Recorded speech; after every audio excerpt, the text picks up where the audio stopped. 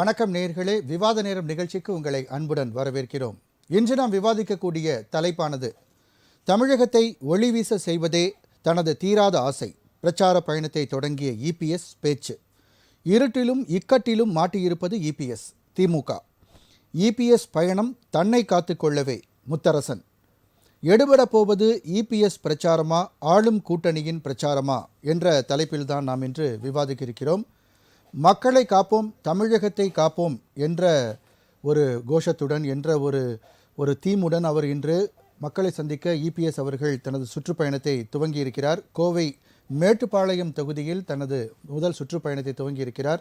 2011 தேர்தலில் ஏற்கனவே ஜெயலலிதா அவர்கள் வெற்றி பெற்றார். அப்போது அவர் தமது பிரச்சாரத்தை துவங்கிய இடமும் இதே கோவை தொகுதிதான். எனவேதான் இவரும் கோவையிலிருந்து தொடங்கினால் அதிமுக இம்முறை வெற்றி பெறும் என்ற எண்ணத்துடன் தனது சுற்றுப்பயணத்தை இன்று அவர் துவங்கியிருக்கிறார். இது பற்றி எதிர்க்கட்சிகள் விமர்சனம் தெரிவித்திருக்கின்றன. ஏற்கனவே கூறியபடி இக்கட்டிலும் மாட்டியிருப்பது திமுக, இபிஎஸ் என்று திமுக தெரிவித்திருக்கிறது. அதே போன்று இபிஎஸ் பயணம் தன்னை காத்துக்கொள்ளவே என்று முத்தரசன் அவர்களும் தெரிவித்திருக்கிறார். இபிஎஸ் அவர்களின் இந்த பயணமானது எவ்வாறு அமையும், இதற்குரிய எதிர்க்கட்சிகளின் விமர்சனம் பற்றியும் நாம் இன்று விவாதிக்க இருக்கிறோம். விவாதத்திற்கு செல்லும் முன் நமது விருந்தினர்களை வரவேற்போம். முதலாவதாக இணையம் வழியாக நம்முடன் இணையும் திமுகவின் ராஜராஜேஸ்வரி அவர்களை வரவேற்போம். வணக்கம் மேம். வணக்கம். வணக்கம் சார். தமிழ்நாடு காங்கிரஸ் கட்சியின் திரு நந்தகுமார் அவர்களை வரவேற்போம். வணக்கம். வணக்கம். அரங்கில் நம்மோடு இணையும் தமிழ் மாநில காங்கிரஸ் மூப்பனார் பிரிவை கேஆர்டி ரமேஷ் அவர்களை வரவேற்போம். வணக்கம். கேள்வியை ராஜராஜேஸ்வரி மேம் உங்கள்கிட்டருந்தே துவங்குறேன். தமிழகத்தின் பிரதான எதிர்க்கட்சி தலைவர் தற்போது தனது பிரச்சாரத்தை துவங்கியிருக்கிறார். எப்படி பார்க்கிறீர்கள்? உங்களுடைய முதல் சுற்று கருத்து. அவருடைய பயம்தான் இதை காட்டுது.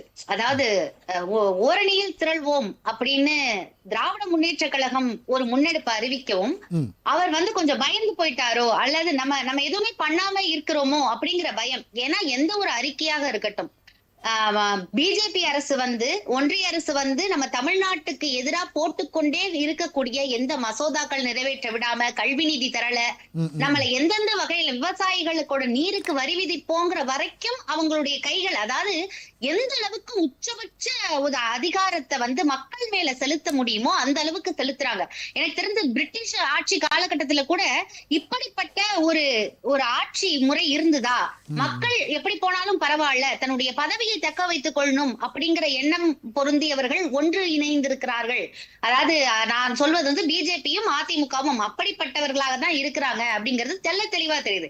இது முழுக்கவே நான் பார்ப்பது என்னன்னா, அவருடைய பயம், அதை எப்படி வெளிப்படுத்துவது அப்படின்னு தெரியாம அவர் நடந்துக்கிறாரு. இது ஒண்ணும் அவருக்கு புதுசு கிடையாது. அதாவது திராவிட முன்னேற்ற கழகம் ஒண்ணு பண்ணுது, ஒரு அறிக்கை விடுது, இல்ல ஏதோ ஒண்ணு செய்யுதுன்னா அதை அப்படியே காப்பி பண்ணி அதை வெளிப்படுத்துறதுல, அதுவும் தான் கண்டுபிடித்தது போலவே வெளிப்படுத்துறதுல அண்ணன் எடப்பாடி பழனிசாமி அவர்களை அடித்துக்கொள்ள இந்த உலகத்தில் ஆள் இல்லை அப்படிங்கிற மாதிரிதான்.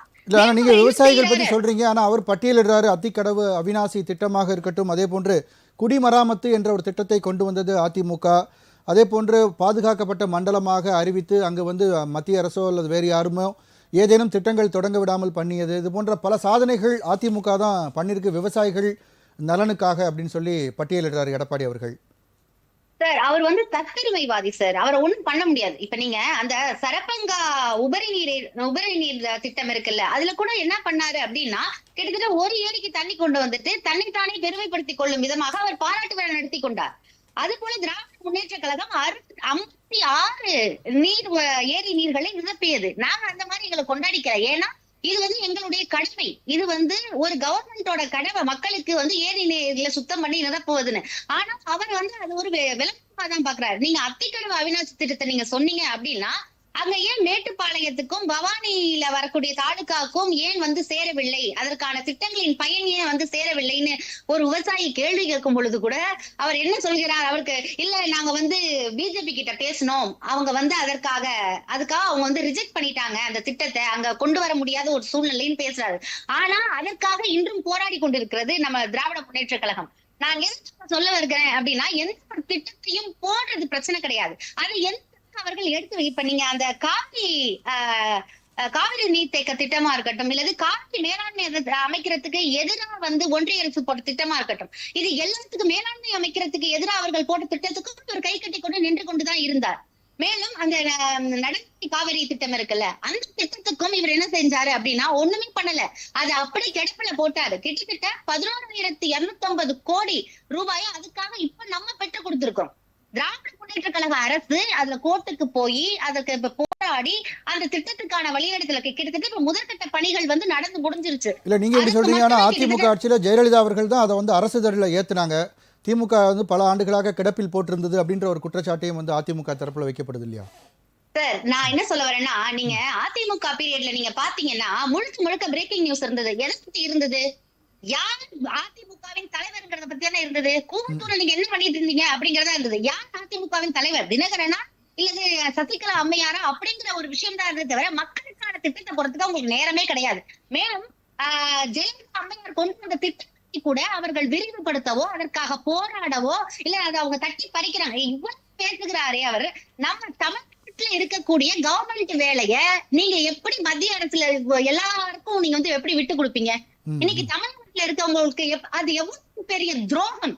அது வந்து தமிழ்நாட்டுக்கு இபிஎஸ் அவர்கள் இன்னைக்கு அவர் நின்று ஒரு இடத்துல இன்னைக்கு ரோட் ஷோ போறாரு, கோயம்புத்தூர்ல போயிட்டு இருக்காரு. கோயம்புத்தூர் கிட்டத்தட்ட ஒரு வாக்கு சதவீதம் கோயம்புத்தூர்ல குறைஞ்சதுக்கு காரணம் என்ன? ஜெயலலிதா அம்மையார் இருக்கும் போது 40% இருந்தது. இவருடைய காலகட்டத்துக்கு 20% குறைந்ததுக்கு காரணம் என்னன்னா, மக்களுக்கான திட்டங்கள்ல அவர் எந்த நிலையிலுமே அவர் வந்து அவரோட கான்சென்ட்ரேஷன் பண்ணவே கிடையாது. எப்பவுமே டைவர்ட் ஆகி இந்த நிமிஷமும் நீங்க பாத்துக்கோங்களேன், இவ்வளவு பெரிய தலைமை கூட அவர் கூட்டணி வச்சிருக்காரு. இந்த பாருங்க, நீட்டுக்கு நீங்க கையில நீட்டை வந்து விலக்கு பண்ணுங்க, அப்பொழுதுதான் அவங்க கூட்டணி சேர முடியும்னு அப்படிப்பட்ட தமிழ் மக்கள் மீது பற்றுள்ள ஒருவராக இருந்திருந்தார். அவர் அப்படியில பேசியிருக்கணும். ஆனா இதுல தினகரன் வரக்கூடாது, சசிகலா வரக்கூடாது, ஓபிஎஸ் வரக்கூடாதுன்னு தன் பதவிக்கு காப்பாற்றிக் கொள்ளவே அவர் முன்னெடுக்கிறார். அதனாலதான் அரசியல் வேலையை அவங்களுக்கு கொடுத்துட்டாரு. உயர்கல்வி மருத்துவ படிப்புல 50% அவங்ககிட்ட அதுக்கெல்லாம் போராடிட்டு இருக்குது. இப்ப யாரு இங்க நீர் மேலாண்மை அமைக்கிறதுக்கு நம்ம போராடி அதை தக்க வைத்துக் கொண்டிருக்கிறது யாரு? நம்ம தான். ஏன் இந்த டங்ஸ்டன் மலை சுரண்டல் விஷயமா இருக்கட்டும், அதற்கு வாரி கொடுத்தது எல்லா விஷயங்களும். அதாவது திராவிட முன்னேற்ற கழக அரசு இருக்கும் பொழுது எதையெல்லாம் பண்ண முடியவில்லையோ, எதெல்லாம் செஞ்சு அவங்க வசப்படுத்த முடியலையோ அது எல்லாம் ஒரு பொம்மை போல இவரை உட்கார வைத்துக் கொண்டு பிஜேபி இன்றைக்கு நடத்தி கொண்டிருக்கிறது. அதை தட்டி கேட்க அவரால் முடியல. காரணம் என்ன? தன்னுடைய பதவி பறிப்போயிடுமோ அப்படிங்கிற பயம் அவருக்கு இருக்கு. இப்ப பிஜேபி கூட கூட்டணி வச்சாதான் இந்த பதவியில நான் இருக்க முடியும். இப்ப நான் அந்த கூட்டணி வைக்கலன்னா முன்னாடி பிளவுபட்டது போல பிளவுபட்டுடும் அப்படிங்கிற பயத்துல தன்னுடைய இருக்கையை காப்பாற்றிக் கொள்வதற்காக உட்கார முடியாமல் எழுந்து ஓடிக்கொண்டிருக்கிறார். அதுதான் இந்த மக்களை காப்போம் திட்டம். நீங்க வேணா பாருங்க, இன்னும் கொஞ்ச நாள்ல அதிமுகவை மீட்போம் மக்களை காப்போம்னு ஒரு திட்டத்தை போட்டு அதிமுக உள்ளவங்களே கிளம்பி போறாங்களா இல்லையான்னு பாருங்க. ஏன்னா அந்த நிலைமைக்கு வர அளவுக்கு ரொம்ப அதிருப்தியில இருக்காங்க அதிமுகவினரே. ஏன்னா அவங்களுக்கு உண்டான கிட்டத்தட்ட இந்த ரோட் ஷோல நீங்க பாத்தீங்கன்னா அதிமுக கொடியே பார்க்க முடியல. முழுக்க முழுக்க நீங்க பாத்தீங்கன்னா பிஜேபியோடைய கூட்டங்களா தான் மக்கள் நிற்கிறார்களா அப்படிங்கிற ஒரு கேள்வி இருக்குல்ல. மக்கள் கூட்டம் நிற்கிறதா? அப்படி கிடையாது, கட்சி கூட்டம் தான் நிற்குது. பிஜேபி மற்றும் அதிமுகவின் கட்சி கூட்டமாக இருக்கிறது. இது முழுக்க முழுக்க அவர்கள் இருவரின் பயம் காட்டுது. என்னன்னா, இந்த மாதிரியான ஒரு முன்னெடுப்பை திராவிட முன்னேற்ற கழகம் முன்னெடுத்துட்டாங்களே, ஓரணியில் திரள்வோம்ங்கிற மாபெரும் முன்னெடுப்பு எடுத்திருக்காங்களேங்கிற பயத்தில் இன்றைக்கு ரோட் ஷோவில் நடந்து கொண்டிருக்கிறார் எடப்பாடி பழனிசாமி அண்ணன் அவர்கள். சரி, ரைட், ஓகே மேம். அடுத்த சுற்றுல நம்ம பேசுவோம். நமது அரங்கிற்கு வந்திருக்கும் அதிமுக ஆதரவாளர் திரு பொதிகை சாரதி அவர்களை வரவேற்போம். வணக்கம் சார். வணக்கம் சார். ஆக்சுவலாக இப்போ மேடம் வந்து ராஜராஜேஸ்வரி மேம் பேசுனது வந்து ஒரு பயத்தின் காரணமாக தான் இப்போ வந்து ஆரம்பிச்சிருக்கீங்கன்னு சொல்கிறாங்க. அதுக்கப்புறம் ஏற்கனவே கோவை மாவட்டத்தில் இருந்த வாக்கு சதவீதம் இப்போ சரிஞ்சிருக்கு அப்படின்னு பட்டியலிட்டிருக்காங்க. நீட் தேர்வை ரத்து செஞ்சால் தான் அவங்க கூட கூட்டணின்னு நீங்கள் ஏன் வலியுறுத்தலைன்ற கேள்வி வச்சுருக்காங்க. இதை டங்ஸ்டன் போன்ற பல்வேறு விஷயங்களுக்கு வந்து திமுக தான் முக்கிய காரணம், இது போன்ற பல்வேறு விஷயங்கள் பதிவு பண்ணியிருக்காங்க. அதே மாதிரி கட்சி கூட்டம் வந்து கட்சியினர் தான் கூட்டமாக இருக்காங்களே தவிர பொதுமக்கள் யாரும் இந்த ரோட் ஷோக்கு வரல, இது போன்ற குற்றச்சாட்டுகள் வச்சுருக்காங்க. அதுக்கான பதிலை சொல்லுங்கள் சார். முதல்ல அனைவருக்கும் வணக்கம். இந்த கருப்பு மாஸ்க்கை எதுக்கு போட்டிருக்கேன்றது மறுபடியும் பதிவு பண்ணிக்கிறேன். என்கிட்ட புதுசாக பார்க்க வந்திருக்கிறவங்களுக்கு தெரியணுன்றதுக்காக. நேயர்களுக்கும் இந்த மாஸ்க் வந்து திமுக என்ற ஒரு கொடிய கொரோனான்ற ஒரு நோய் மாதிரி திமுக இந்த இந்த விடியா திமுக அரசை கண்டித்து இந்த கருப்பு மாஸ்க் போட்டிருக்கின்றதை நான் பதிவு பண்ணுறேன். இந்த நீட்டை பற்றி நீங்கள் பேசலாமா? அவங்க மேடம் பேர் என்னது? ராஜராஜேஸ்வரி மேடம் பேசலாமா? நீங்கள் தாங்க நீட்டுக்கு விலக்கு வாங்கி கொடுத்தீங்க. நீங்களா வாங்கி கொடுத்தீங்க? சொல்லுங்கள், நீங்கள் எப்படி இதெல்லாம் பேசுகிறீங்க? நீங்களும் காங்கிரஸும் சேர்ந்து தான் நீட்டை கொண்டு வந்தது. இது ஊரறிய மக்கள் அறிவாங்க. அப்படி இருக்கும்போது எப்படி நீங்கள் இதை பதிவு பண்ணுறீங்க? திரு நளினி சிதம்பரம் அந்த அந்த அம்மையார் தான் நீட்டுக்கு வந்து சுப்ரீம் கோர்ட்டில் வாதாடி தீர்ப்பு வாங்கினது அவங்க தான். அப்படி இருக்கும்போது எனக்கு தெரியும் ஒரு கையெழுத்தில் மக்களை அப்படி தானே ஏமாத்தினீங்க. 33 பேர்கிட்ட இவங்க கொடுத்த பொய்யான வாக்குறுதினால 33 மாணவர்கள் இறந்து போயிட்டாங்க. நான் ஆட்சிக்கு வந்தால் ஒரு கையெழுத்தில், ஒரே கையெழுத்தில் நாங்கள் எங்களுக்கு நீட்டுக்கு ரகசியம் தெரியும். ஏன் இப்படி பொய் பித்தலாட்டம்? ஏங்க இப்படி இதெல்லாம் ஒரு பொழப்பாங்க? மக்களை ஏமாற்றி இப்படி சொரணுன்னு என்ன இருக்கா? திமுகனாலே அது பொய் தான். அது இன்றைக்கி நேற்று இல்லை. நீங்கள் நீட்டை பற்றி பேச முடியுமா? இவங்களோட இரட்டை, அதாவது இவங்க என்ன நினச்சாங்க, நீட்டுக்கு வந்து நம்ம சட்டமன்றத்தில் இம்ப்ளிமெண்ட் பண்ணிவிட்டு இதை நம்ம எடுத்துகிட்டு போய்ட்டு கவர்னர்கிட்ட கூட அது பார்லிமெண்ட்டில் இது பண்ணுவாங்க. கடைசியாக அது எங்கே போகும்? சுப்ரீம் கோர்ட்டில் ஆர்டர் வாங்கினது நீங்கள் தானேங்க. ஜனாதிபதியை பார்த்து நீங்கள் கையெழுத்து போட்டு கொடுத்தீங்களா? என்ன பண்ணாங்க அந்த ஜனாதிபதி? அதை தள்ளுபடி அதை ரிஜெக்ட் தானே பண்ணாங்க. ஏன் நீங்கள் சுப்ரீம் கோர்ட் போல? ஏன் கேட்டால் நீங்கள் போனீங்கன்னா உங்கள் உண்மையான முகம் தெரிஞ்சிடும். இல்லை, இப்போ நீங்கள் அடித்த சாயம் தெரிஞ்சிடும். நீட் விஷயம் வந்து புரியுது. மக்களை காப்போம், தமிழகத்தை மீட்போம் அப்படின்ற ஒரு பயணம் வந்து இப்போ மேற்கொண்டாங்க.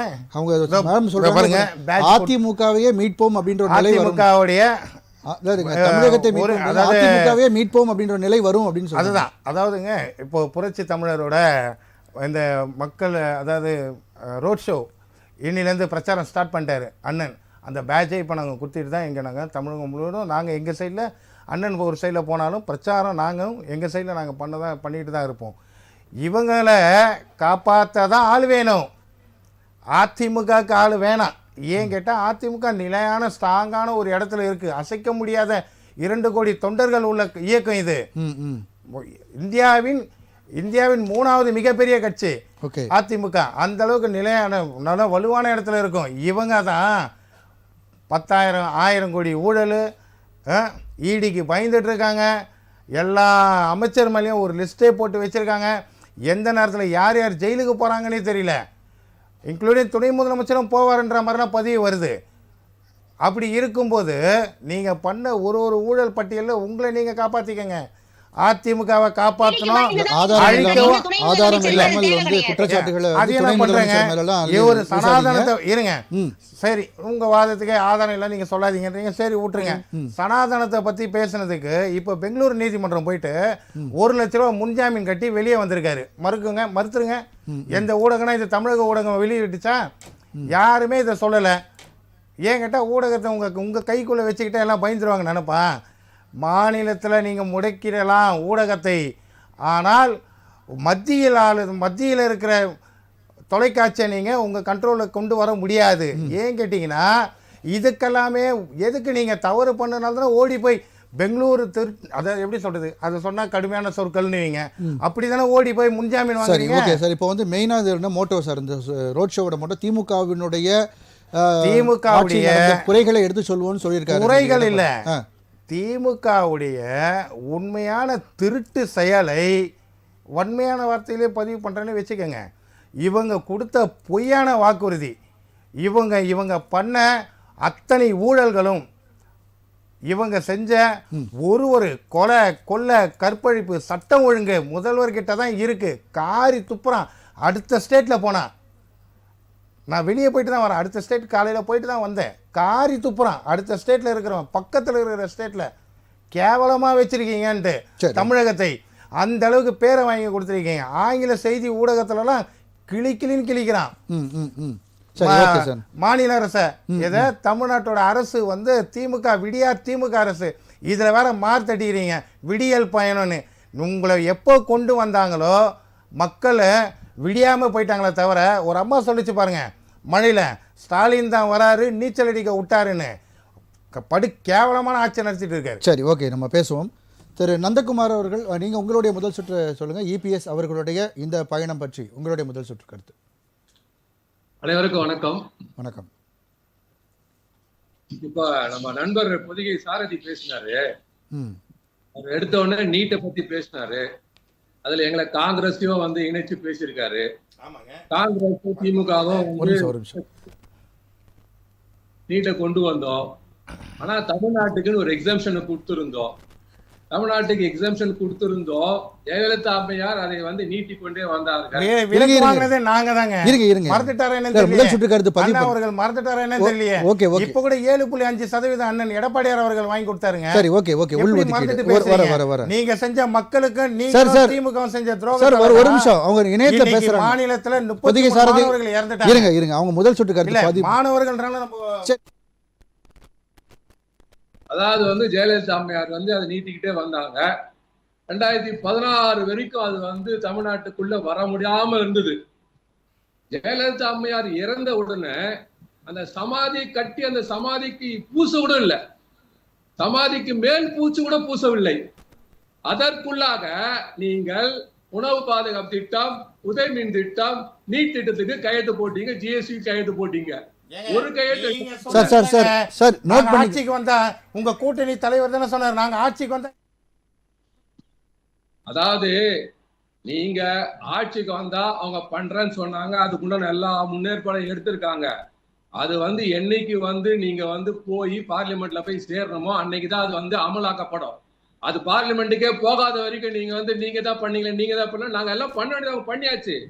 இனிமேல் வந்து பார்லிமெண்ட் தான் அவங்க டிசைட் போறோம்.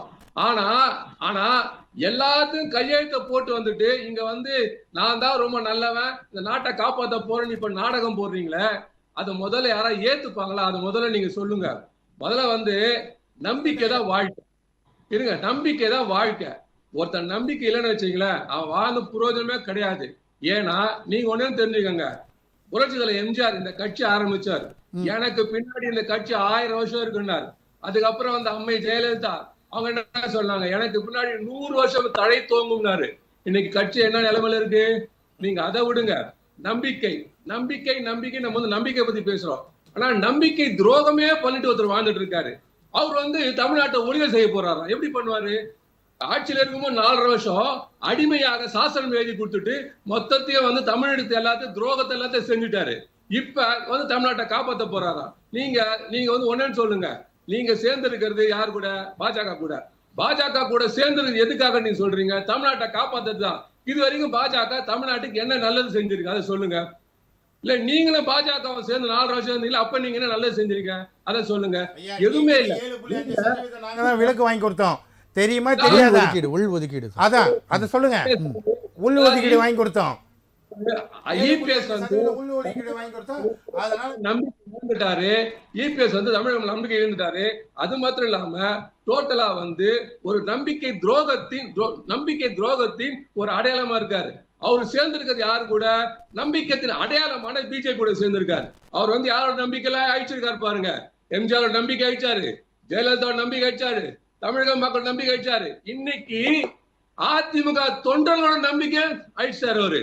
இன்னைக்கு அதிமுக தொண்டர்கள் என்ன நிலைமையில இருக்காங்க தெரியுமா? ஏன் போய் பிஜேபி கூட சேர்ந்தாரு, எதுக்கு போய் பிஜேபி கூட சேர்ந்தாரு, எதனால பிஜேபி சேர்ந்தார் அப்படின்னு சுத்தி எங்க வராங்க? இருட்டிலும் மிக்கட்டிலும் இருப்பது யார்? அதத்தான் திமுக சொல்றாங்க, மத்த எல்லா எதிர்கட்சி தலைவரும் சொல்றாங்க. நீங்க போய் உங்களுக்காக உங்களை காப்பாற்றுவதற்காக தமிழ்நாட்டை அடகு வைத்து விட்டீர்கள், தமிழ் மக்களை அடகு வைத்து விட்டீர்கள், தமிழ் மானத்தை அடகு வைத்து விட்டீர்கள். இன்று உங்கள் கட்சியையும் அண்ணாவையும் அதன் பெரியாரையும் நீங்க வந்து இன்னைக்கு வந்து அதிகப்படுத்திட்டீங்க. இதுக்கு மேல நீங்க போய் மக்களை சந்திப்பீங்க, நீங்க ஓட்டு வாங்குவீங்க அப்படின்னா இது நடக்கிற காரியமா சொல்லுங்க? நீங்க ஒண்ணு முருகன் மாநாடு நடந்தது. முருகன் மாநாடுல நீங்க என்ன பண்ணிருக்கணும்? பாவம் பலிக்கடா மாதிரி 5 பேர் உட்கார்ந்துருந்தீங்க. ஒண்ணு அன்னைக்கே இருந்துச்சு வெளில வந்துடணும், இல்ல அடுத்த நிமிஷமே வந்து இபிஎஸ் வந்து ஒரு வாக்கு கொடுத்துடணும். நீ தந்தை பெரியாரும் அறிஞர் அண்ணாவை வந்து தாக்கி பேசினால இனிமேல் உனக்கு கூட்டணி இல்ல, உங்களோட சேர மாட்டேன்னு சொல்லிட்டு நீங்க வெளில வந்துடணும். பிஜேபி நடத்தல, ரத்தம் ஓடலையா உடம்புல? அது இந்து முன்னணி. தமிழகத்தின் அடையாளம் பேர அண்ணாயா? திராவிட கட்சியின் அடையாளம் அண்ணா. இந்த நாட்டுக்காக உயிர்த்தவன் தந்தை பெரியார். சமூக நீதி காத்து இன்னைக்கு சமத்துவம் வாழ்ந்திருக்கோமே. திராவிடம் சொல்றீங்களா? உங்க பேர்ல திராவிடம் வச்சுப்பீங்க, ஆனா அண்ணா வச்சுப்பீங்க. ஆனா திராவிடத்தை கொல்லவான்னு சொல்லிட்டு போய் நீங்க ஒன்னா சேர்ந்துப்பீங்க. நீங்க தமிழ்நாட்டை காப்பாத்தீங்களா? எப்படிங்க முடியும்? நீங்க சொல்லுங்க. நீங்க இன்னும் யாருக்கா துரோகம் பண்ண போறீங்க? இனிமேல் நீங்க யாராலும் எதுக்கும் ஏமாத்த முடியாது.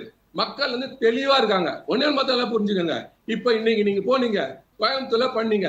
இதுக்கு முன்னாடி உங்களுக்கு கோயம்புத்தூர்ல நடந்தப்போ என்ன கூட்டம் வந்தது? அதை கொஞ்சம் சிந்திச்சு பாருங்க. இன்னைக்கு என்ன கூட்டம் வந்தது, அதையும் இதே கொஞ்சம் கம்பேர் பண்ணி பாருங்க. அது 20% கம்மி மாத்திரம் இல்ல, அந்த வரும் நீங்க பர்சன்டேஜ் மாத்திரம் கணக்கு போடாதீங்க. மக்கள் முழுமையாக உங்கள் மேல் நம்பிக்கை. முன்னாடி கூட்டம் நிறைய வந்தது, இப்ப கூட்டம் கம்மியா. மக்கள் அதாவது பிரச்சாரம் வரும்போது இபிஎஸ் அவர்களுக்கு அந்த கூட்டம் மக்கள் கூட்டம் வரலன்னு சொல்றாங்க. சரி, ஓகே, நம்ம பேசலாம் நந்தகுமார் சார். நான் மறுபடியும் நான் உங்ககிட்ட வரேன். திரு ரமேஷ், உங்களுடைய முதல் சுற்று கருத்து இபிஎஸ் அவர்களுடைய பயணம். அதாவது இபிஎஸ் அவர்கள் முதல் கட்ட தேர்தல் பிரச்சாரத்தை கோயம்புத்தூரில் துவக்கியிருக்காரு. இந்த வனபத்திரகாளி அம்மன் கோவிலேருந்து துவக்கி இன்றைக்கு அங்கே இருக்கிற தேக்கம்பட்டிகளை விவசாயிகளை சந்தித்து விவசாயிகளுடைய குறைகளை கேட்டிருக்கார். அதை பரிவோடு கேட்டு விவசாயிகளுடைய குறைகள் நம்முடைய ஆட்சி வருகின்ற பொழுது நீக்கப்படும். கிட்டத்தட்ட என்னுடைய ஆட்சி இருக்கின்ற பொழுது 6000 ஏரிகளை தூர்வாரி இருக்கிறோம். சொட்டு நீர் பாசனத்தை கொண்டு வந்திருக்கிறோம். அதற்காக 25% மானியத்தை நாம் பெற்றுக் கொடுத்துருக்கிறோம். இப்படி எந்தெந்த நலத்திட்ட உதவிகள் எல்லாம் சொன்னாரோ அதெல்லாம் செய்திருக்கிறார். அதேபோன்று எங்களுடைய தலைவர் ஐயா ஜி.கே. வாசன் அவர்கள் கூட நேற்று முதல் நாள் எதிர்க்கட்சி தலைவர் அவர்களை சந்தித்து வாழ்த்து தெரிவித்திருக்கிறார். இந்த பயணம் மக்களுடைய சந்திப்பு வெற்றிகரமான பயணமாக அமையும், அது அடித்தளமாக அமையும் வெற்றிக்கு என்ற ஒரு நம்பிக்கையும் தெரிவித்திருக்கிறார். அந்த வகையில் அவருடைய மக்கள் சந்திப்பு என்பது இன்றைக்கு ரோட் ஷோ வரைக்கும் வந்திருக்கு. கிட்டத்தட்ட 61 கிலோமீட்டர் இன்றைக்கு அவர் பயணம் செய்திருக்கிறார்.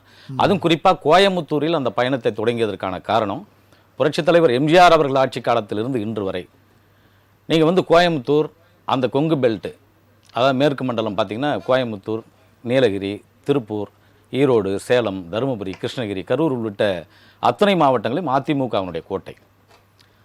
அதிமுகவினுடைய காலம் காலமாக அம்மையார் ஜெயலலிதாவாக இருந்தாலும் சரி, புரட்சித் தலைவர் எம்ஜிஆராக இருந்தாலும் சரி, அடுத்து இன்றைக்கு எதிர்க்கட்சி தலைவராக இருக்கக்கூடிய முன்னாள் முதலமைச்சர் ஓபிஎஸ் கூட இன்றைக்கு அதில் இபிஎஸ் அதை தொடங்கியிருக்கிறார். ஆகவே அது வெற்றிக்கு அடித்தளமாக இருக்கும். எதிர்க்கட்சிகளுடைய பிரச்சாரங்கள், பொய்யான பிரச்சாரங்கள் இதன் மூலமாக தவிடுபடியாகும். நீங்கள் சொன்ன மாதிரி இன்றைக்கு முத்தரசன் அவர்கள் கூட சொல்லியிருக்கிறார், எலிப்பொறியில் மாட்டியது போன்று இன்றைக்கு அதிமுக மாட்டி இருக்கிறது என்று அவருடைய கருத்தை சொல்லுகிறார். நான் கூட சொல்லுவேன், திமுகவினுடைய எலிப்பொறியிலே இன்றைக்கு கம்யூனிஸ்டுகள் மாட்டிக்கொண்டு இருக்கிறது. இன்றைக்கு அதே போல் அண்ணன் திருமாவளவன் அவர்கள் தெளிவாக ஒரு கருத்தை சொல்லியிருக்கிறார். 2016 கூட்டணி ஆட்சி வேண்டும் என்பதிலே நான் தான் தெளிவாக இருந்தேன். எந்த ஒரு கட்சி எங்கே பலவீனம் அடைகிறதோ அந்த பலவீனம் அடைகின்ற பொழுது அங்கே கூட்டணி ஆட்சி வரும். அதே போன்று இன்றைக்கு அதிமுக பலவீனப்பட்டிருக்கிறது, ஆகவே கூட்டணி ஆட்சி வருமா என்று அவர் கேள்வி கேட்டிருக்காரு. ஏன்னா அவர் அங்கே கூட்டணி ஆட்சி வேணும் என்று திமுக கூட்டணியிலே முதலில் அவர் குரல் கொடுப்பது அவர்தான். ஆகவே அதற்கான ஒரு அடித்தளத்தை அவர் திமுகவில் கேட்பதற்கான நிலைப்பாட்டை இவர் அதிமுகவுக்கு சொல்லுகிறார். அவ்வளவுதான். ஏன்னா அதிமுக பலவீனப்பட்டு விட்டது என்று ஒரு செய்தியை சொன்னால் திமுகவினுடைய கூட்டணிகளும் பலவீனப்பட்டு விட்டது என்று அண்ணன் திருமாவளவன் இருந்து கோரிக்கை வைப்பார். ஆகவே அப்படிதான் அவருடைய கோரிக்கையை பார்க்கிறேன். கம்யூனிஸ்ட் கோரிக்கை இப்படி பார்க்கிறேன். பாஜக பொருந்தா கூட்டணின்னு ஒரு வார்த்தையை பதிவு இல்ல, பொருந்தாத கூட்டணி என்பது எப்பொழுதும் கிடையாதுங்க. இப்ப நீங்க கடந்த 5 ஆண்டு காலம் தெளிவான ஆட்சியை கொடுத்திருக்கோம் இதற்கு முன்னாடி. அதே போல இந்த மக்களவையில் கூட நாங்கள் கூட எங்களுடைய தலைவர் விருப்பப்பட்டது போல நீங்க அதிமுக பாஜக கூட்டணி அமைந்திருந்தால் 20 தொகுதிகள் நாங்கள் வெற்றி பெற்றிருப்போம். இன்றைக்கு 40க்கு 40 திமுக என்று சொல்லுவதற்கு காரணம் இன்றைக்கு அதிமுகவும் பாஜகவும் தனித்தனியாக நின்றதால். இதே தேசிய ஜனநாயக கூட்டணியில் அதிமுக எங்களுடைய தலைவர் கடுமையாக முயற்சி செய்தார். எங்கள் தலைவர் ஜி.கே. வாசன் அவருடைய முயற்சியின் அடிப்படையில் அன்றைக்கு அது அமைந்திருந்தால் இன்றைக்கு நீங்க பேசக்கூடிய வாய்ப்பே வந்திருக்காது. இன்னைக்கு கொங்கு பெல்ட்டில் கடந்த உள்ளாட்சி தேர்தலிலும் கடந்த நாடாளுமன்ற தேர்தலிலும் தான் திமுக வெற்றி பெற்றிருக்கு. அதற்கு முன்னாடி எம்ஜிஆர் அவர்கள் ஆட்சி காலத்திலிருந்து 2021 வரை நீங்க கொங்கு பெல்ட்டில் தான் மேஜரா அவங்க மிகப்பெரிய சீட்டுகளை அவங்க வென்று எடுப்பாங்க. அதற்கான சூழல் எப்பொழுதுமே கொங்கு மண்டலமும் நீங்க மேற்கு மண்டலமும் கொடுத்திருக்கு. ஆகவே இது எதற்கான பயத்தை காட்டுகிறது என்றால் திமுக கூட்டணியில் அங்கம் வகிக்கக்கூடியவர்கள் அவர்கள் அங்கே பேரம் பேசுவதற்கு, அவர்கள் தொகுதியினுடைய இடஒதுக்கீட்டை பெறுவதற்கு, அவர்களுக்கு கொஞ்சம் கூடுதல் தொகுதி வேணும் என்பதற்காக அவர்கள் குரல் கொடுக்கிறாங்க. ஆகவே ஓரணியில் திரளுவோம் என்றது அவர்களுடைய பயணம் ஒரு பக்கம் சென்றாலும் சரி, இங்கே மக்களை காப்போம், தமிழகத்தை மீட்போம் என்ற செய்தி இன்றைக்கு ரீச் ஆயிருக்கு. காலை முதல் திரள்வோம்ல கிட்டத்தட்ட 20 லட்சம் தொண்டர்கள் இப்ப சேர்ந்ததாக புள்ளி விவரம் சொல்றாங்க. சார், புள்ளி விவரங்கள் எதை வேணாலும் தெரிவிக்கலாம் சார். ஓட்டு போடக்குள்ளதான் தெரியும். நீங்க புள்ளி விவரங்கள், நீங்க பத்திரிகையினுடைய சதவீதங்கள் எதை வேணாலும் தெரிவிக்கலாம். ஆகவே அது கருத்தல்ல. இன்றைக்கு மக்கள் மத்தியில திமுகவுக்கு எதிர்ப்பலை இருக்கிறது. இன்றைக்கு கிட்டத்தட்ட 505 பக்கங்கள் நீங்க தேர்தல் வாக்குறுதியை கொடுத்தீங்க. 500க்கும் மேற்பட்ட தேர்தல் வாக்குறுதிகளை கொடுத்துருக்கீங்க. எத்தனை வாக்குறுதிகள் நிறைவேற்றிருக்கணும் மக்களுக்கு தெரியும் இல்லையா? ஆகவே மக்கள் தான் நீங்க எஜமானர்கள். ஆகவே நீங்க எந்த கருத்தை சொன்னாலும் திமுக தரப்புல பேசுறவங்க காங்கிரஸ்லயும் சரி பாஜகவுடன் சேர்ந்தது ஒரு பெரிய பின்னடைவு ஏற்படுத்தும்னு அதிமுக தொண்டர்களே நினைக்கிறாங்கன்ற ஒரு கருத்தை தொடர்ந்து அப்படி யாரும் நினைக்கல சார். அப்படி நினைச்சிருந்தா பெரிய எதிர்ப்பலைகள் வந்திருக்கும். அதை வரவேற்றிருக்காங்க. வரவேற்றதனுடைய அடிப்படையில் தானே இன்னைக்கு அவ்வளவு பெரிய கூட்டம் கூடுது. இல்ல நீங்க அந்த கூட்டணி பிரியும் போது மிகப்பெரிய அளவுல வெடிச்சு கொண்டாடுங்க, இதுக்கு பிறகு யாரும் சேரக்கூடாதுன்னு தொண்டர்களுடைய மனநிலையா இப்ப ஜெயக்குமார் உட்பட பல தலைவர்களும் பேசுனதை நம்மால பார்க்க முடிந்தது. திமுகவிலிருந்து காங்கிரஸ் ஒரு காலகட்டத்தில் வெளியில வரக்குள்ள இதே EVKS அவர்கள் நீங்க ஒட்டுமில்லை உறவும் இல்லை என்று கலைஞர் அவர்கள் சொன்ன பொழுது உங்களுடைய ஊழல்களையும் லஞ்சத்தையும் சுமப்பதற்கு நாங்கள் பொதி கழுதைகள் அல்ல என்று இளங்கோவன் அவர்கள் சொன்ன பொழுது கூட காங்கிரஸ் தொண்டர்கள் வெடிவெடிச்சாங்க, திமுக காரங்க வெடிவெடிச்சாங்க. மீண்டும் சேராத போயிட்டாங்களா சார்? அது கொஞ்சம் உணர்ச்சி வசப்பட்டவர்கள், கொஞ்சம் அந்த மாதிரி தொண்டர்கள் எப்படி ஒரு உணர்வு நிலையில் இருக்கக்கூடிய வெடிப்பாங்க. அப்ப அதுக்காக திமுகவும் காங்கிரஸும் இப்ப அடுத்த பயணம் இல்லாமல் போயிட்டு தான் என்ன. இன்றைக்கு அங்கே கூட கூட்டணி கட்சிகள்ல பல குழப்பம் இருக்கு. மதிமுகவினுடைய நிலைப்பாடு என்ன? இன்னைக்கு அவர் என்ன சொன்னாரு? கூட்டத்தை போட்டு எங்களுடைய தேர்தல் அங்கீகாரத்தை, எங்கள் சின்னத்தையாவது காப்பாற்ற வேண்டும், அதற்காக நான் கூடுதல் தொகுதியை கேட்பேன் என்று அன்றைக்கு வைகோ அவர்கள் சொன்னாங்க. இன்னொரு பக்கம் பார்த்தீங்கன்னா விசிகா கூடுதல் தொகுதியை கேட்பேன்னு சொல்லிட்டு இருக்காங்க. கம்யூனிஸ்ட் ஒரு புறம், இன்னைக்கு கம்யூனிஸ்ட் மார்க்சிஸ்ட் கம்யூனிஸ்ட் அவர் சண்முகம் ஒரு புறம் குடைச்சல் கொடுத்துட்டு இருக்காரு. இப்படி அங்க மட்டும் எங்க நீங்க வந்து ஓரணியில திரள்றதுக்கு எப்படி உங்களுடைய கூட்டணி கட்சிகள் உங்களுடைய கூட்டணி கட்சிகள் ஒருங்கிணைத்திருக்குதா? சில வாக்குறுதிகள் நிறைவேற்றல, அது இன்னும் மிச்சம் இருக்கிற காலத்துல நிறைவேற்றுவாங்கன்னு சார். அந்த வாக்குறுதிகள் நிறைவேற்றலும் சொல்லது கூட தன்னுடைய தேவைகளை பூர்த்தி செய்வதற்காக தான். தனக்கு தேவையான சீட்டு கிடைக்கணும், எங்களை எங்கேயாவது பலவீனப்படுத்த கூடாது. ஏன்னா ஆளுங்கட்சி, நாங்க இங்க வந்து ஒரு இணக்கமான கட்சியாக இருக்கிறோம், நாங்க வந்து மைனாரிட்டி கட்சி, எங்களை பலவீனப்படுத்தக்கூடாது என்பதற்காக அப்பப்பையும் அதை வந்து சொல்லுவதற்கான ஒரு உந்துதலை அவர் சொல்லுகிறார். ஆகவே அதை அப்படிதான் எடுத்துக்கொள்ள வேண்டும். ஆகவே திமுகவில் உள்ள கூட்டணி கட்சிகள் மட்டும் ஒரு மிகப்பெரிய கூட்டணியாக அப்படியே ஒரு எப்படி சொல்றது, ஒரு பூலோக உருண்டையாக பிரியாமல் இருக்க மாட்டாங்க. இன்றைக்கு அங்க பல கருத்து வேறுபாடுகள் இருக்கு. அவங்களுக்கு என்னன்னா அதிமுகவும் பாஜகவும் கடந்த முறை எப்படி பிரித்து கையாண்டமோ அப்படி இந்த சட்டமன்ற தேர்தலில் கையாண்டு விட்டால் நாடாளுமன்ற தேர்தல் 40 அவங்க ஜெயிச்சுக்கிட்ட மாதிரி இன்றைக்கு சட்டமன்ற தேர்தலில் திமுக ஜெயிச்சிரும் என்ற அவங்களுடைய பகல் கனவு. ஆகவே அதற்கான குற்றச்சாட்டுகளை தொடர்ந்து வைப்பாங்க. அந்த விமர்சனத்தை கண்டுக்க வேண்டிய அவசியம் கிடையாது. ஆகவே இன்றைக்கு இப்ப இருக்கக்கூடிய கட்சிகள், இன்னும் மேல் கொண்ட கட்சிகள், ஒத்த கருத்துள்ள கட்சிகள், இன்றைக்கு அதிமுக பாஜக தலைமையிலே எங்களுடைய தலைவர் தமிழ் மாநில காங்கிரஸ் ஐயா GK வாசன் அவர்களுடைய உந்துதலில் அவருடைய முயற்சிகளை சேருவாங்க. நீங்கள் வந்து இங்க தமிழகத்திற்கு எதிர்மறையான வாய்ப்புகள் இருக்கு.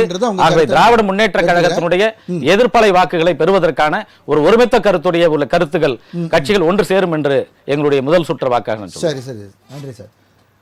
இப்போது இடைவேளைக்கான நேரம். மக்களை காப்போம், தமிழகத்தை மீட்போம் என்ற ஒரு முழக்கத்துடன் எடப்பாடி பழனிசாமி அவர்கள் இன்று 2026 தேர்தலுக்கான பிரச்சார பயணத்தை துவங்கி இருக்கிறார். அது பற்றி நாம் விவாதித்து வருகிறோம். தொடர்ந்து விவாத நேரம் தொடர்கிறது. ராஜேஸ்வரி மேம், திமுக எதிர்ப்பலை அப்படின்னு சொல்லி ஒரு விஷயத்தை வந்து பதிவு பண்ணாங்க ரமேஷ் சார். இதைத்தான் வந்து தொடர்ந்து வலியுறுத்த போகிறாங்க. பல்வேறு இடங்கள்லையும் சென்று திமுகவின் இருக்கக்கூடிய அந்த ஆன்டி இன்கம்பன்சியை எடுத்து மக்கள் மத்தியில் சொல்ல போகிறாங்க. ஆன்டி இன்கம்பன்சின்றதே இருக்கும் கண்டிப்பாக அப்படின்ட்டு சொல்லுவாங்க ஆட்சி தொடர்ந்து ஆட்சி பண்ணும்போது. அதற்கு பிறகு அதை மக்களிடமும் அந்த குறைகளை எடுத்து சொல்லி வாக்குகளை சேகரிப்போம் அப்படின்றது அவங்களுடைய முழக்கமாக இருக்குது, அதிமுகவோட முழக்கம். சார், ஆக்சுவலி நீங்க பாத்தீங்கன்னா இந்த மாதிரியான ஒரு ரொம்ப அதிகமான எதிர்ப்பு அலை அப்படிங்கறதெல்லாம் திமுகவுக்கு கிடையாது. காரணம் என்ன அப்படின்னு நீங்க பாத்தீங்கன்னா, மக்களுக்கான திட்டங்களுக்காகவே கிட்டத்தட்ட 1,15,000 கோடிக்கு மேல மக்களுக்கான திட்டத்துக்காகவே ஒதுக்கி இருக்காங்க. மக்களுடைய மேம்பட்ட வாழ்க்கைக்கு எண்ணங்கள் எல்லாம் தேவை. நீங்க பாத்தீங்கன்னா நாட்டு முதல்வன் அப்படிங்கிற ஒரு திட்டத்தின் மூலமா 41 லட்சம் குழந்தைகள் வந்து இன்னைக்கு மிகப்பெரிய இடத்துல போயிருக்காங்க. எல்லாமே கவர்மெண்ட் ஸ்கூல் பிள்ளைங்க. அவங்களுக்கு இப்படிப்பட்ட ஒரு இடம் இன்னைக்கு பல குழந்தைகள் வந்து ஜெர்மன் போறாங்க. இப்படி மக்களுடைய மேம்பட்ட வாழ்வுக்காக இவங்க போயிட்டு இருக்காங்க. பிரிட்டிஷ் ஆட்சி காலகட்டத்துல கூட இல்லாத அளவுக்கு 1% மக்கள் மனிதர்கள் கிட்ட 40% எக்கனாமிக் வெல்த் போய் சேருதுன்னா, கிட்டத்தட்ட இந்த மோடி அவர்களுடைய ஆட்சி காலகட்டத்திலேயே நான் சொல்றேன், அவ்வளவும் ஒரு 1% ஹோல் பவர் 1% பீப்புள்ஸ் தான் வந்து எல்லா வெல்த்தையும் வச்சிருக்கிற மாதிரியான சூழ்நிலையை உருவாக்குறதுங்கிறது எவ்வளவு அன்பேலன்ஸ்டான எக்கனாமிய இந்த சமூகத்துல உருவாக்கும்.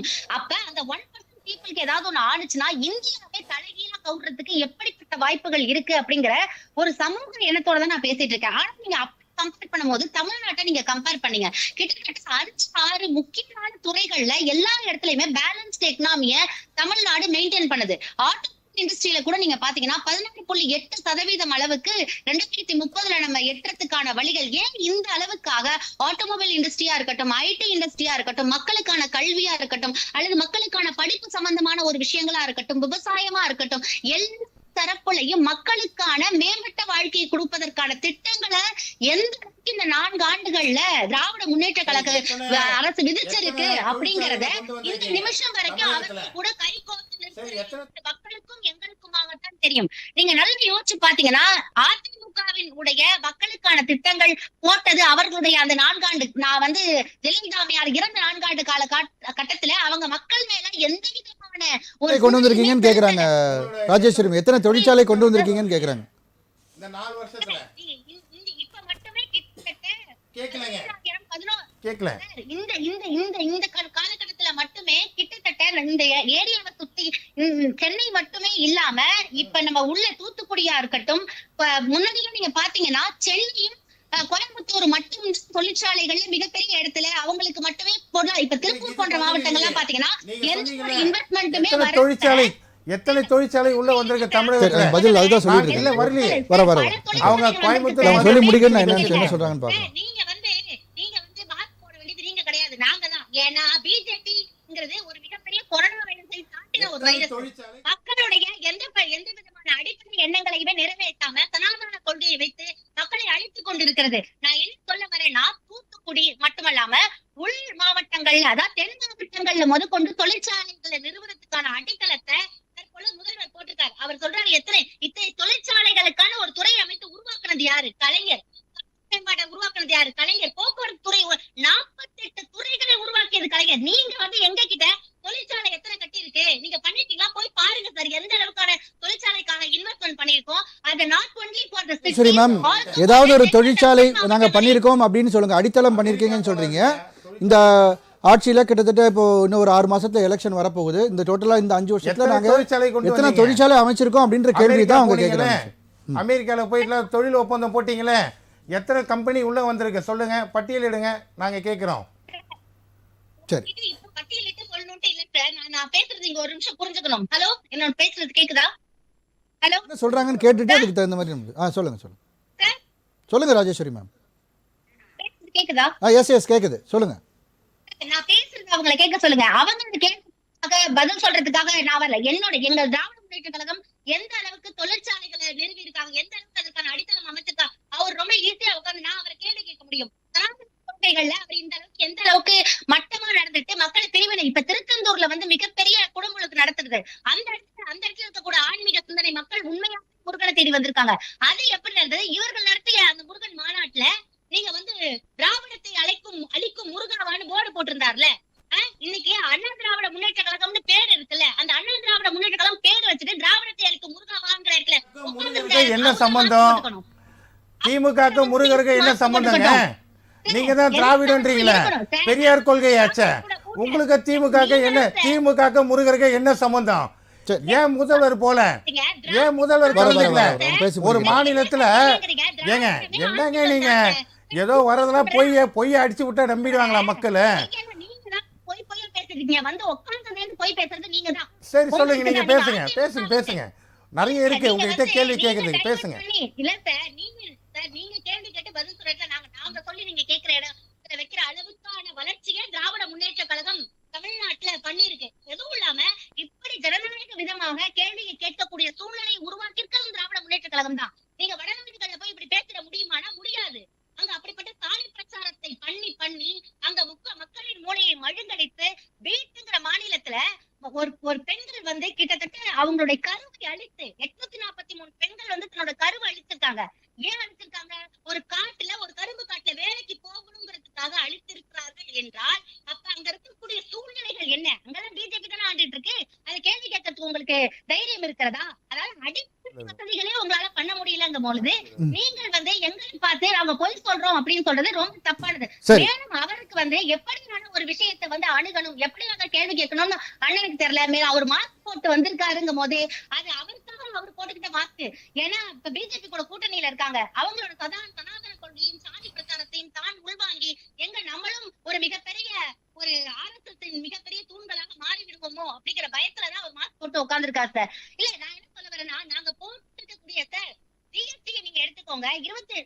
ஹலோ ஓகே சரி கேளுங்க, அது நீங்க எத்தனை சேர்த்து தொழிற்சாலை வந்ததுன்னு சொல்லுங்க. சரி அதாவது என்ன சொல்றது, இந்த 4.5 ஆண்டு இவங்க வாங்கின கடன் எவ்வளோன்னு சொல்லுங்க.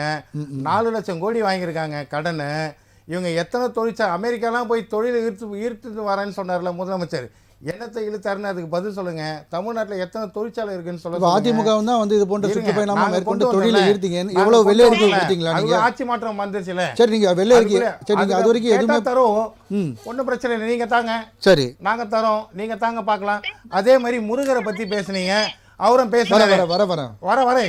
வர மேடம், ராஜேஸ்வரி மேடம், நீங்க பொய் பேசியே பழகிட்டீங்க. ராஜேஸ்வரி, அது வேற ஒண்ணும் பண்ண முடியாது. திமுக பொய் பேசியே பழகிடுச்சு. அதாவது ராஜேஸ்வரி நான் கேட்கிறேன், ஒரு நிமிஷம் நான் கேட்கிறேன். அவர் நம்ம அண்ணன் கூட பதிவு பண்ணாரு, காங்கிரஸ் நம்ம அண்ணன் கூட காங்கிரஸ்ல வர பதிவு பண்ணாரு.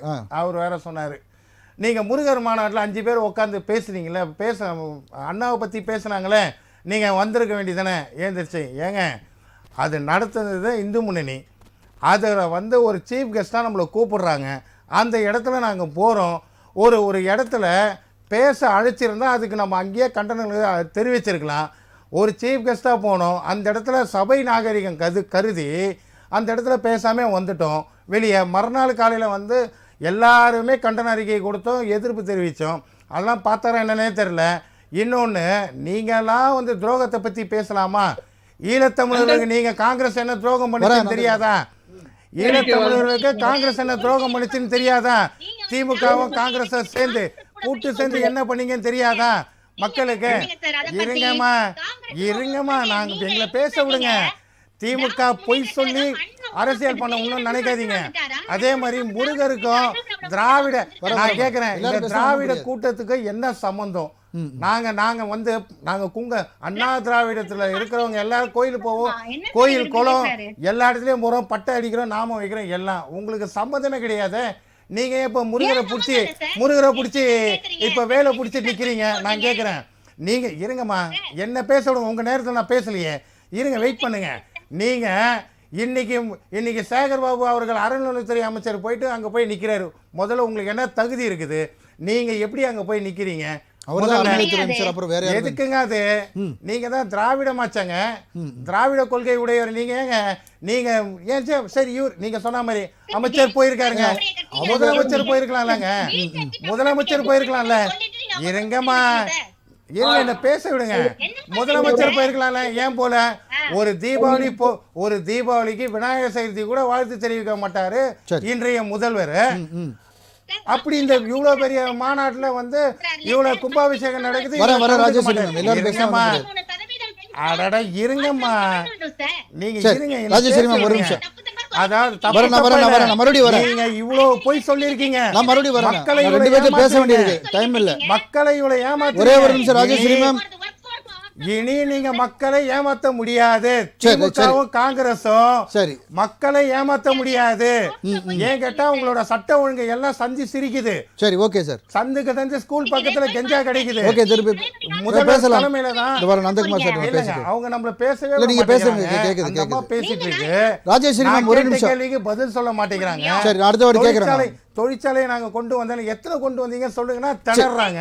சரி, இவங்க என்னத்தை கொண்டு வந்தா தானே? ஏங்க 3 தடவை கூவத்தை கிளீன் பண்றேன்னு 1500 கோடி 4500 கோடி இன்னும் கணக்குனே தெரியலங்க. வெள்ளை அறிக்கை கேட்டா கொடுக்க மாட்டேங்கிறாங்க. சரி சார், ஓகே, இதே மாதிரி தான் நந்தகுமார் சார் பேசுறது. சரி, நந்தகுமார் சார் விடமா எதனா கேட்டா எதிர்கட்சிகள் கேட்டா பேச விடுறது இல்ல. இதுதான் திமுகவுடைய உண்மை முகம். இதுதான். ஒரே நிமிஷம் நந்தகுமார் சார், திமுகவுடைய உண்மை. ஓகே, ராஜேஸ்வரி மேம் கொஞ்சம் அமைதியா இருங்க. நந்தகுமார் சார் பேசுற டைம் இது சார். மேலும் பல கட்சிகள் அதிமுக பாஜக கூட்டணிக்கு வரும் அப்படின்னு ரமேஷ் சார் சொல்றாங்க. உங்களுடைய பார்வை சார்? சார், அது பகல் கனவு காணலாம் சார், யார் வேணாலும் பகல் காணலாம். ஏன்னா கனவு காண்டது அவங்களோட உரிமை. அதனால வந்து நீங்க வந்து இன்னும் பல கட்சிகள் வரும், பல கட்சிகள் வரும்ன்றாங்க. இவங்க எந்த கட்சியை வந்து முழுசா இவங்களுக்கு வரமாட்டாங்க. இப்ப இவங்க வந்து முழுசா கட்சி வரணுன்றதுக்காக தான் கூட்டணி ஆட்சின்னு ஒரு வந்து நாடகத்தை போட்டாங்க. அதையும் மீறி வந்து யாரையும் இவங்க நம்பி வரல. ஏன் வரல அப்படின்னா, அவங்க கூட்டணி ஆட்சின்னு சொல்லவே இல்லையே சார். ஏங்க பிஜேபி என்ன சொல்லிட்டு இருக்காங்க? பிஜேபி என்ன சொல்லிட்டு இருக்காங்க, இன்னும் கூட்டணி ஆட்சி தான் சொல்லிட்டு இருக்காங்க. அது கூட ஏன் நீ அப்படி சொல்றீங்கன்னு கூட கேட்கறது உங்களுக்கு இல்ல. இவர் புரிஞ்சுக்கிறாரா என்னன்னு தெரியல.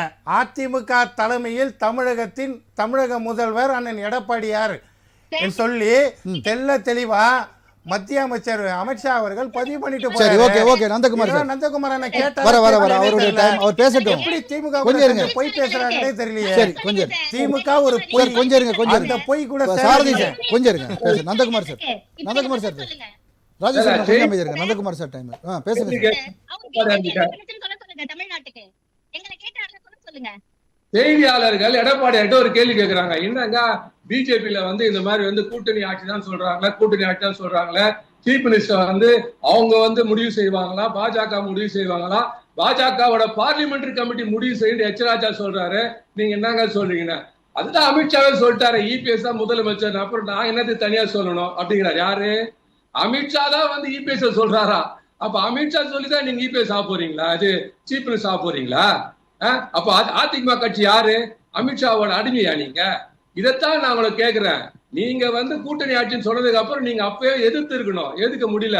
சரி, உங்களால முடியாது, ஏன்னா நீங்க போய் அங்க போய் அடங்கிட்டீங்க, வேற என்ன பிரச்சனைன்னு தெரியாது. இன்னொன்னு வந்து நம்ம சாரதி கேட்டாரு, எவ்வளவு தொழிற்சாலை வந்திருக்கு, எவ்வளவு தொழிற்சாலை வந்திருக்காரு. 1.5 லட்சம் கோடி வந்து ஒப்பந்தம் பண்ணிருக்காங்க. வெளிநாட்டுல இருந்து எல்லாரும் ஒப்பந்தம் பண்ணிருக்காங்க. கிட்டத்தட்ட 17 கம்பெனி இது வரைக்கும் உள்ள வந்தாச்சு. அங்கங்க ப்ரொடக்ஷன் ஆரம்பிச்சாச்சு. வாரம் ஒரு கம்பெனி ப்ரொடக்ஷன் ஆரம்பிக்கிறாங்க. 4000 பேருக்கு வேலை கிடைக்குது, 2000 பேருக்கு வேலை கிடைக்குது. அது வெளில வந்துட்டே இருக்கு. அதுக்கெல்லாம் மேல இந்தியாவில அதிகமா ஜிஎஸ்டி கட்டுற 4வது மாநிலம் நம்மளோட மாநிலம். 1,18,000 வந்து நம்ம வந்து ஜிஎஸ்டி கட்டுறோம். அப்போ 1,18,000 ஜிஎஸ்டி கட்டுறோம்னா இங்க எவ்வளவு தொழிற்சாலை இருக்கணும், எவ்வளவு உற்பத்தி இருக்கணும், அதுக்கு உண்டான டாக்ஸ் நம்ம எவ்வளவு கட்டுவோம்? அந்த ஒரு சாதாரண புரியல கூட இல்லாம எவ்வளவு கொண்டு வந்தீங்க, எவ்வளவு கொண்டு வந்து வந்து ஒரு சின்ன திருப்பதினமா கேட்டுட்டு இருக்காரு. இதைத்தான் நான் சொல்றேன். அதாவது வந்து இப்போ எடப்பாடியார் வந்து போட்டோம், எல்லாமே பண்ணட்டும். முதல்ல வந்து நீங்க தமிழ்நாட்டு மக்களுக்கு உங்களோட தன்மானத்தை காப்பாத்திக்கிறதுக்கு, தமிழ் உரிமையை காப்பாத்திக்கிறதுக்கு துணிஞ்சு நில்லுங்க. உங்க முதுகெலும் எங்க போச்சு? முழுக்க வந்து பாஜக நம்பி இருக்கு. இன்னைக்கு வந்து சொல்றாரு அவரு, நாங்க வந்து தமிழ்நாட்டு நலனுக்காக தான் பாஜக கூட கூட்டு சேர்ந்திருக்கோன்றாரு. நீங்க தமிழ்நாட்டு நலன்னா பாஜக கூட யாராவது சேருவாங்களா? உண்மையான தமிழ் யாரா போய் சேருவானா? நீங்க சொல்லுங்க ஐயா. நான் ஒன்னே ஒன்று கேட்கிறேன். அவர் அண்ணன் சாரதி சொன்னாரு, காங்கிரஸ் துரோகம் பண்ணிருக்கிறாரு. நாங்க என்னையா துரோகம் பண்ணோம்? இபிஎஸ் பண்ணாத துரோகமையா அந்த நாட்டுக்கு? சொல்லுங்க. உங்களை வந்து முதலமைச்சர் ஆக்கி உட்கார வச்சாங்க, அந்த அம்மாவை ஜெயிலுக்கு அமிச்சிட்டீங்க. அதுக்கப்புறம் கூட வந்து எல்லாம் உங்களுக்காக ஒத்துழைச்சா 4 வருஷம் ஓபிஎஸ் அவரே வீட்டுக்கு அமிச்சிட்டீங்க. அதுக்கப்புறமா எல்லாமே இருந்து கூட இருந்து பண்ணாங்க. அவங்க எல்லாரையும் ஓரம் கட்டிட்டு இன்னைக்கு நான் தான் அதிமுகன்றீங்க. நீங்க உங்க ஒருத்தருக்காக வந்து இந்த தமிழ்நாட்டோட சுயமரியாதை, இந்த கட்சியோட தன்மானம், தொண்டரோட நம்பிக்கை எல்லாத்தையும் அழிச்சுட்டு வர நந்தகுமார் சார் மறுபடியும் வரேன். திரு ரமேஷ் சார், அதாவது இப்போ வந்து அவங்க திட்டங்கள் சொல்றாங்க, நான் முதல்வன், மக்கள் உரிமை தொகை, இது போன்ற மகளிர் உரிமை தொகை, இது போன்ற விஷயங்கள்லாம் வந்து மக்கள் மத்தியில் எங்களை கொண்டு சேர்க்கும் அப்படின்றதான் திமுகவுடைய ஒரு கோஷமா இருக்கு சார். சார் அதான் சார் 505 வாக்குறுதி சார். ஏதோ ஒரு சில குறிப்பிட்ட வாக்குறுதிகளை நிறைவேற்றிட்டு நான் முழுசா நிறைவேற்றுறேன்னு சொல்லக்குள்ளதான் அது வந்து எதிர்பார்ப்பை பூர்த்தி செய்யல. நீங்க மகளிருக்கு 1000 ரூபாய் சொன்னாங்க, அனைத்து மகளிருக்குன்னு சொன்னாங்க. எத்தனை சதவீதம் பேருக்கு போயிருக்கு? தமிழ்நாட்டில் ஒரு 50%. அதுவும் வந்து ரொம்ப குறிப்பிட்டு இடையில ஒரு பேச்சாளர் கூட சொன்னார், வேலையில் இருக்கிறவங்களுடைய புள்ள பிரசன்னான ஒரு பேச்சாளர் மேடையில் பேசக்குள்ள அது ரொம்ப இதாச்சு. 1000 ரூபாய்ன்ற மாதிரி பேசினாரு. ஆகவே 1000 ரூபாய் யாருக்கு முழுமையா போய் சேர்ந்தது? யாருக்கு முழுமையா போய் சேரல. ஆனால் இப்ப சொல்றாங்க, நான் 6 மாதம் இருக்கு, ஆகவே அனைத்து மகளிருக்கும் கொடுப்போம். இப்படிதான் ஒரு திட்டம் என்பது அப்படியே முலாம் பூசுவது போன்று, தங்க முலாம் பூசுவது போல, இந்த வெள்ளி முலாம் பூசுவது போல பார்க்கறதுக்கு தெரியும், ஆனா உள்ள எதுவும் இருக்காது. அது ஒரு பழமொழி சொல்லுவாங்க, ஈரும் பேணாம் தலையெல்லாம் ஈரும் பேணாம்ன்ற மாதிரி ஒரு பழமொழி ஒன்று சொல்லுவாங்க. அந்த மாதிரி அவங்க ஒய்யார கொண்டையாம் தலையில் ஈரும் பேணான்ற மாதிரி இவங்களுடைய பழமொழி அப்படிதான். பார்க்கறதுக்கு அந்த திட்டம் இந்த திட்டம் பல திட்டம் 1000 திட்டம் நிறைவேற்றின மாதிரி. ஆனா அந்த திட்டத்தினுடைய பயனாளர்கள் பார்த்தா கொஞ்சம் பேர் தான், மிக சொற்பம். ஆகவே தான் எதிர்மறை வாக்குகள் திமுகவுக்கு அதிகமாக இருக்கிறதுன்னு சொல்றோம். நீங்க இதுதான் ஒரு உதாரணமே, இது ஒண்ணுதான். இந்த மகளிருக்கு 1000 ரூபாய் என்பதே முழு உதாரணம். ஆகவே மக்களுக்கு எதிர்பார்ப்பு விடியல் பயணம் இருக்கு சார். அவங்க சொன்னதே தமிழகம் விடியும்னாங்க, விடியல் பயணத்தை மேற்கொண்டாங்க. தமிழகத்து பெரிய ஒளிமயமான எதிர்காலம் உருவாகும்னாங்க. அது ஒன்றும் உருவாகலையே. இன்றைக்கு விலைவாசியை குறைக்க முடிஞ்சதா? இன்னும் சொல்ல போனீங்கன்னா கடந்த தேர்தல்ல ஒரு மத்திய அரசு நிதி சார் கடந்த நாடாளுமன்ற தேர்தலில் ஒரு அதிசயமான வாக்குறுதியை கொடுத்தாங்க. மத்திய அரசு நிதி தராமலே தான் நாங்க சமாளிச்சிட்டு இருக்காங்க. இல்ல நான் என்ன சொல்றேன், மத்திய அரசு நிதியை விடுங்க. கடந்த நாடாளுமன்ற தேர்தல்ல பெட்ரோல் விலையை குறைப்போம்னு சொன்னாரு மத்தியில முதலமைச்சர். வரலையே சார் கேஸ் விலை இல்ல நான் என்ன சொல்றேன் சொன்னாங்க உங்களுடைய அதாவது அவங்க இந்தியா கூட்டணி ஆட்சிக்கு வரது மைண்ட்ல வச்சு சொன்னாங்க. இல்ல நான் இந்தியா கூட்டணிக்கு ஆட்சிக்கு வருது வரல. நான் என்ன சொல்றேன், நீங்க மாநில அரசாங்கத்துக்குன்னு உங்களுடைய வரி இருக்க, உங்க வரியை குறைச்சு கொடுங்க. வாக்குறுதியை வந்து இந்தியா கூட்டணி தரல சார். வாக்குறுதி இந்தியா கூட்டணி அவங்க சோனியா காந்தி தரல, ராகுல் காந்தி அவர்கள் தரல. தமிழ்நாட்டுக்குன்னு தனி தேர்தல் வாக்குறுதி அதை கொடுத்த தமிழகத்தினுடைய முதலமைச்சர் 10 ரூபாய் குறைக்கணும்னு சொன்னா நீங்க மாநிலத்துக்கு வரக்கூடிய நிதியில குறைங்க. நீங்க கேஸுக்கு 100 ரூபாய் குறைக்கணும்னா நீங்க மாநிலத்தினுடைய நிதியில குறைங்க. நீங்க உடனே ஆட்சிக்கு வரலன்னு திருப்பிடுங்க. அதிமுக பாஜக அந்த கூட்டணிக்கு ஒரு எழுச்சியை ஏற்படுத்துமா? உங்களுடைய நிறைவு கருத்து? 100% எழுச்சியை ஏற்படுத்தும் சார், அதுல எந்தவித சந்தேகமும் இல்ல. ஏன் சொல்றேன்னு சொன்னா கடந்த நாடாளுமன்றத்துல இதே அதிமுக பாஜக தமாக உள்ளிட்ட அனைத்து கட்சிகளும் எங்களுடைய ஐயா விருப்பப்படி எங்களுடைய தலைவர் வாசன் அவர்களுடைய விருப்பப்படி அமைந்திருந்தா அன்றைக்கு நீங்களே இன்றைக்கு 40 தொகுதி இல்லையே, நாங்க 25 தொகுதி ஜெயிச்சிருப்போமே. நீங்க இன்றைக்கு பலம் வாய்ந்தவர்கள் சொல்றீங்களே, அந்த பலமே இருந்திருக்காது. நீங்க இந்தியா கூட்டணியுடைய பலமே திமுகவோட போயிருக்குமே. ஆமா, அதை வந்து நாங்க நிவர்த்தி செஞ்சிருக்கோம். மீண்டும் அதே போல ஒரு நிலைமையை உருவாக்கி நீங்க மீண்டும் சட்டமன்றத்தில் வெற்றி அடைஞ்சிடக்கூடாது, அதிமுக வெற்றி அடையணும் தான் நாங்க. ஆகவே இந்த கூட்டணி வெற்றி பெறும், இந்த கூட்டணி மக்களிடத்தில் செல்லும். நீங்க அடித்தளமாக அவருடைய பயணம் அமையும். எடப்பாடி அவருடைய முதல் சுற்று பயணம் தான். அப்ப 2வது சுற்று பயணம் இருக்கு, 3வது சுற்று பயணம் இருக்கு. அவர் கூட்டணி கட்சிகள் ஒன்று சேர வேண்டியது இருக்கு. ஏன் நீங்க முதல்ல பயப்படுறீங்க? சரி, நன்றி நன்றி நன்றி நன்றி. வர சார் ராஜேஸ்வரி மேம் உங்க நிறைவு கருத்தை சேர்த்து பதிவு பண்ணுங்க. அடுத்து நந்தகுமார் சார். கூட்டு சேர்ந்து நீங்க திருப்பி சொல்றீங்க, நம்பர் மாதிரி இருக்கு, நீங்க சொல்லுங்க. சொல்லுங்க ராஜேஸ்வரி மேம், சொல்லுங்க. தமிழ்நாட்டை தாரை வார்த்து கொடுத்து விட்டு, அதாவது இபிஎஸ் அண்ணன் அவர்கள் தமிழ்நாட்டையே தாரை வார்த்து கொடுத்து விட்டு திராவிடத்தையே அழிக்கணும், ஒழிக்கணும், தமிழ்நாடுடைய மக்களுடைய எந்த ஒரு ஆதாரமும் இருக்கக்கூடாது, கீழடி பெருமைகள் கூட தெரியக்கூடாது அப்படின்னு சொல்லி சனாதன கொள்கையை உள்ளே பரப்புகிற அவர்களுடன் கூட்டணி வைத்துக் கொண்டு மக்களை பற்றி சிந்திக்காமல், மக்களுக்கு எந்த விதமான சரியான திட்டத்தையும் கொண்டு சேர்க்காமல் இன்னைக்கு திராவிட முன்னேற்ற கழக அரசு ஓரணியில் திரள்வோம் அப்படின்னு ஒரு மிகப்பெரிய விஷயத்தை ஆரம்பிச்சு அதை நோக்கி போவதை வந்து தாங்க முடியாமல் தான் இப்பொழுது இவர்கள் எல்லாம் பேசிக் கொண்டிருக்கிறார்கள் அப்படின்னு. ராஜேஸ்வரி மேம் உங்க நிறைவு கருத்தை சொல்லி நிறைவு பண்ணுங்க, நேரம் ரொம்ப குறைவா இருக்கு. இந்த இபிஎஸ் அவர்களுடைய பயணம் பற்றி உங்க நிறைவு கருத்தை மட்டும் பதிவு பண்ணுங்க ஒரே வரியில. சார், இவர்களுடைய பயணம் அப்படிங்கிறது முக்கியமா என்னுடைய கருத்து என்னென்ன அப்படின்னா, இவங்களுடைய பயத்தின் காரணமான ஒரு முன்னெடுப்புன்னு தான் என்னால சத்தியமா சொல்ல முடியுது. ஏன்னா அவங்களுக்கு திராவிட முன்னேற்ற கழகத்தை திட்டங்களை எதிர்த்து பேசவோ இல்ல மக்களுக்கு அவங்க எதுவுமே பண்ணல அப்படின்னு சொல்லி எதுவும் பேசவோ அவங்களுக்கு எந்த வழிவகையும் இல்ல. அதனால இன்னொரு சந்தர்ப்பத்துல கிளப்பி முன்னெடுக்கணும் அப்படின்னு முன்னாடி போயிட்டு இருக்காங்க. நன்றி. நந்தகுமார் சார் உங்க நிறைவு கருத்து சுருக்கமா ஒரே வரியில. சார், இன்னைக்கு வந்து இபிஎஸ் அவர்கள் கோயம்புத்தூர்ல அவரோட நடைபயணத்தை ஆரம்பிச்சிருக்காரு, வெற்றிகரமா தொடங்கிட்டா சொல்லியிருக்காங்க. அது வந்த கூட்டம் எப்படி தெரியுமா வந்தாங்க, இந்த தமிழக அரசோட விடியல் பயணம் பாத்தீங்களா, அந்த பஸ்ல வந்து இறங்கி வந்தாங்க. அந்த வந்த கூட்டம் கூட இவங்களுக்கு கூட்டம் கூட விடியல் பயணம், அந்த மகளிர் வர வேண்டியது இருக்கு. அப்படியாப்பட்ட சூழ்நிலை தமிழக அரசு அவர் சிறப்பா செயல்பட்டு இருக்கு. நன்றி. ஒண்ணு இல்ல, 2 இல்ல சார். இன்னைக்கு வந்து ஒரு குடும்பத்துல ஒரு குழந்தை பிறந்துதான், அது ஸ்கூல்ல சேர்ந்து இருந்து படிச்சு பெரிய ஆளாகி அடுத்த வேலைக்கு போற வரைக்கும் மொத்த திட்டங்களையும் திமுக அரசு வந்து பண்ணிருக்கு. ஓகே, புரியுது சார். நன்றி சார். நேரம் இல்ல, இன்னொரு சந்தர்ப்பத்தில் என்ன விரிவா நம்ம வேற தலைப்புகள்ல விவாதிக்கலாம். நன்றி திரு சாரதி சார், உங்களுடைய நிறைவு கருத்து. அதனால வந்து நடக்கவே நடக்காது. நன்றி நந்தகுமார் சார் பதிவு பண்ணாரு. 17 தொழிற்சாலைகள் வந்து தமிழகத்தில் வந்திருக்குன்னு, அதை ஒரு கணக்கு கொடுங்க, ஒரு வெள்ளரிக்கை கொடுனா கூட கொடுக்க முடியாது. ஏன் கேட்டா தலைப்பு குறித்து உங்களுடைய நிறைவு கருத்து, இபிஎஸ் அவருடைய இந்த பயணம் அதிமுகவுக்கு எழுச்சியை தருமா? நீங்க உங்களுடைய நிறைவு கருத்து மட்டும் பதிவு பண்ணுங்க. இல்லங்க ராஜேஸ்வரி மேம் கொஞ்சம் நேரம் இல்ல கொஞ்சம் அமைதியா. வராத திட்டத்துக்கு இப்ப இபிஎஸ் அவருடைய பயணம் 17 கம்பெனி சார், இபிஎஸ் அவருடைய பயணம் அதிமுகவுக்கு எழுச்சியை தருமா? உங்களுடைய நிறைவு கருத்து மட்டும் பத்தி பேசுனாங்க. மேம் அதெல்லாம் நேரம் இல்ல சார், என்னங்க பேச விட்டு சொல்லுங்க பத்தி பேசுனாங்க அந்த அம்மா மேடம். அந்த கீழடியை பொறுத்த வரைக்கும் பாத்தீங்கன்னா இவரு ஒரு ஸ்டேட்மெண்ட் கொடுத்தாரு. யாரு? தமிழக முதல்வர் 3000 3500 ஆண்டுகளுக்கு ஆண்டுதான் இரும்பு கண்டுபிடிச்சிங்க. ஆனா இவர் என்ன ஸ்டேட்மெண்ட் கொடுக்குறாரு, 4000 ஆண்டுன்னு போய் சொல்றாரு. சரி, அது இருக்கட்டும் சார். இப்போ EPS அந்த குளறுபடியில நிக்குது. ரெண்டாவது நிறைவு செய்யணும். பொதுச் செயலாளர் அண்ணல் அவர்கள் இன்னைக்கு பிரச்சாரத்தை கையில எடுத்து சரி இன்றையில இருந்து பிரச்சாரம் ஆரம்பிச்சிருக்காருங்க. சரி, இன்னைக்கே காலையில கலந்தாய்வு கூட்டம் நடந்தது. நன்றி. கோரிக்கைகள் வைக்க ஆரம்பிச்சிட்டாங்க. ஓகே மக்கள் வந்து நன்றி. திமுக என்றாலே பொய்யா ஒரு திமுக. சரி, ஓகே, மக்கள் புரிஞ்சுக்கிட்டாங்க. திமுகவை கண்டிச்சு தான் இந்த கருப்பு மாஸ்க் போடுறேன். நன்றி. இருப்பேன். மீண்டும் ஒரு விவாத நேரம் நிகழ்ச்சியில் சந்திப்போம் நேயர்களே. நன்றி, வணக்கம்.